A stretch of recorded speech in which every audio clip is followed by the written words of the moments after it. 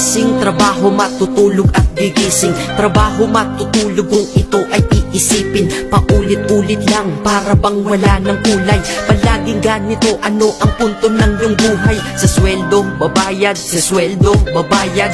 Kakasweldo lang pero ubos ang pera kagad. Ito ba talaga ang binigay na kapalaran? Hindi ka mabubuhay kung hindi mo babayaran. Mahirap pala to, sana maaga kong nalaman. Para kang malayang preso pag di ka anak mayaman. Dahil aking napuna kapag bumiyahe sa umaga. Mga tao sa paligid ko hindi rin maligaya. Tayo ay mga alipin sa moderno na lipunan. Magandang kinabukasan kailangang pag-ipunan. Pero pagkatapos nun, ano ba ang kasunod? Ika'y magkakasakit, mamamatay ka ng pagod. Di ba napakalupit? Ganito ba talaga? Habang nabubuhay ka, pera ang mahalaga. Kaya magtrabaho ka, magbanat ka ng buto.